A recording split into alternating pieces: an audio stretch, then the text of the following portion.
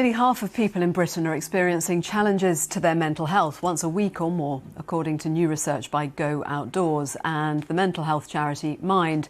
They've started a new initiative to encourage people struggling to spend time outdoors and with nature. Well, one of the people supporting this campaign is David Seaman, a former England goalkeeper. He joins me now.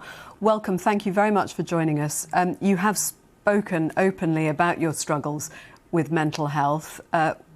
Have you found that being outdoors has made a difference? Yeah, it's made a massive difference. I've not really struggled that much, if I'm honest, but getting outdoors does help.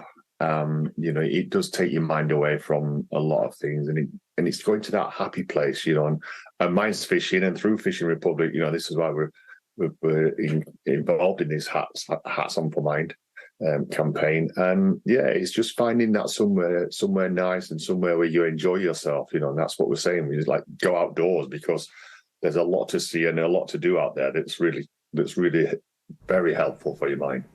It's when your mind clears and whatever might be going around in circles just drifts away. Yeah, exactly. And like I said, mine's fishing and cycling as well. I love to get out on my bike and go out, and I normally go out on my own and just forget about most of the stuff that worries you, and then just try and clear your mind. And but also with the Mind campaign, that it's raising awareness and telling people that there is someone there for them. The hardest thing I feel is to ask someone else for advice. Because you're almost admitting a weakness. But for me, the awareness of that there is people out there and other people out there that are suffering, but there's a place for them to go, and that's what Mind's all about. Do you think it's particularly difficult for men to speak up still? Yeah, I would say so. Because it's this macho thing. It's the same as any, even whether it's mental health or physical illness. Men find it really hard to talk, and the more people involved in raising awareness, the better it's going to be. Even if it's just for one person, then it makes it all worthwhile. But, like you said, men can be a little bit stubborn and a little bit withdrawn, but trust me, it does work. Even being a goalkeeper, I had to be mentally strong in doing what I did, but I still found time, and I still asked my great coach, Bob Wilson, for advice, and he was brilliant for me. But that was somewhere where I could go to ask, not just if I played well, or especially if I'd made a mistake on how do I get back from this and what do I need to do, and Bob was brilliant at that. Let's talk about football. England World Cup squad will be announced at 2:00 today. What are your thoughts?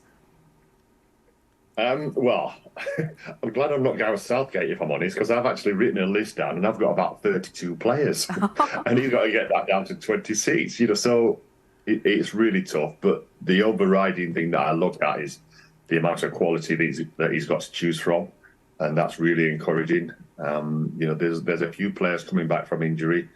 There's a couple of players out with injury, but it still looks a really strong squad, even my 32 or 33 or whatever I've got written down on my pad. So do you think they can go all the way? They've got a really good chance. I know form hasn't been great up to the tournament, but Germany and Brazil, they were always like that. They were never like brilliant in qualifying.